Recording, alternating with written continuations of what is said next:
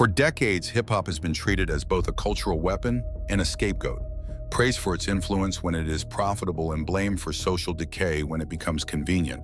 And that contradiction is where this story begins. Because when people talk about industry plants, they usually imagine polished pop stars with fake origins. But the most effective plant would never look clean or manufactured. The most effective one would look raw, chaotic, uncontrollable, and dangerous. And that is why some critics believe NBA YoungBoy represents something far more unsettling than just another controversial rapper. From the outside, his career reads like a paradox.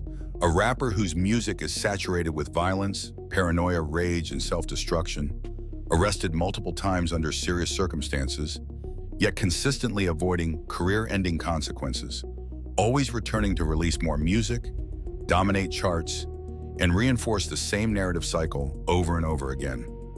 This pattern has led many to ask an uncomfortable question, not whether he is talented, but whether he is protected, and if so, by who and for what purpose.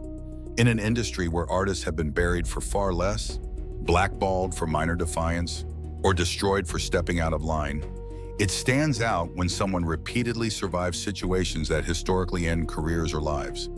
Every time legal trouble arises, it seems to dissolve just enough to keep the machine running, not clean enough to rehabilitate his image, but controlled enough to ensure continuity.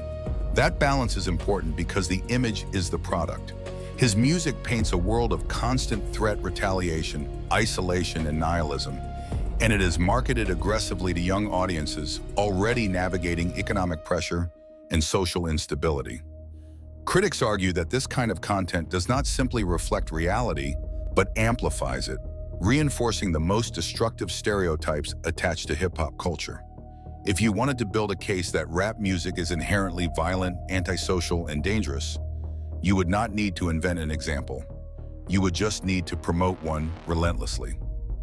This is where the industry plant theory becomes less about fabrication and more about selective amplification. The music industry has always chosen what to push and what to bury, and that power has rarely been neutral. History shows that hip-hop was not just observed by intelligence agencies, but actively monitored and in some cases allegedly manipulated. The long-standing allegations surrounding government interest in groups like NWA were never about morality, but about influence, about how narratives shape public perception, about which voices are allowed to define a culture. Whether or not every claim is provable is almost beside the point, because the pattern of surveillance and intervention is documented.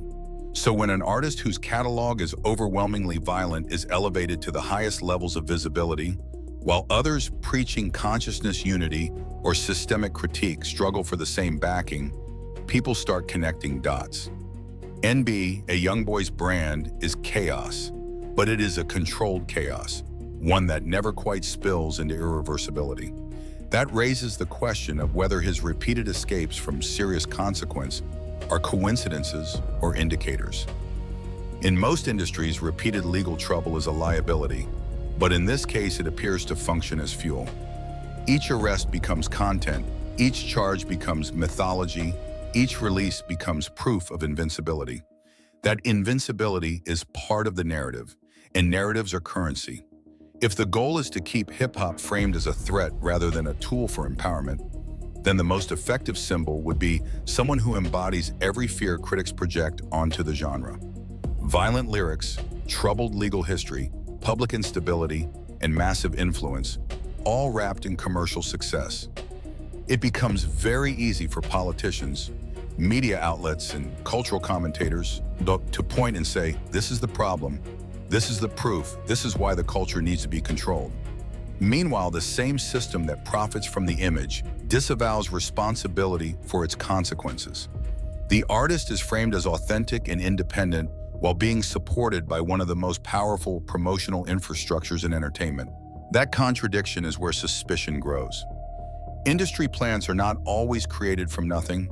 Sometimes they are discovered and then guided, protected, and amplified because they serve a purpose. In that sense, the question is not whether NBA YoungBoy is consciously participating in some grand scheme, but whether his trajectory benefits forces that have always sought to manage and contain hip-hop rather than let it evolve freely. The repeated avoidance of career-destroying punishment does not prove protection on its own, but it does invite scrutiny when paired with the scale of influence involved. Hip-hop has always been a mirror held up to society, but mirrors can be angled and reflections can be curated. When the loudest, most visible examples all reinforce a single narrative, the diversity of the culture gets flattened into a caricature. That caricature then becomes justification for censorship, surveillance, and moral panic. Young fans internalize the image, critics weaponize it, and the industry continues collecting profit while distancing itself from accountability. This is not a new playbook, it is an updated one.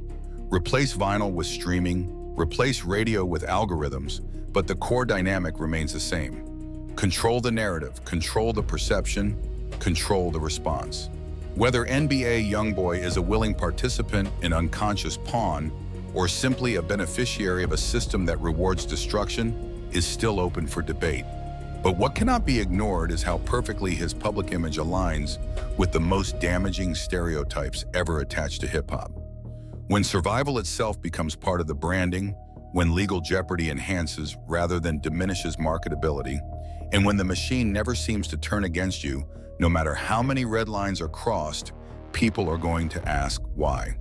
This documentary is not a verdict. It is an examination of patterns, power, and profit, and of how culture is shaped not just by artists, but by the systems that decide which artists get to survive. You be the judge. If you're awake, you already know what to do. Hit the link in our description and subscribe to our free underground newsletter.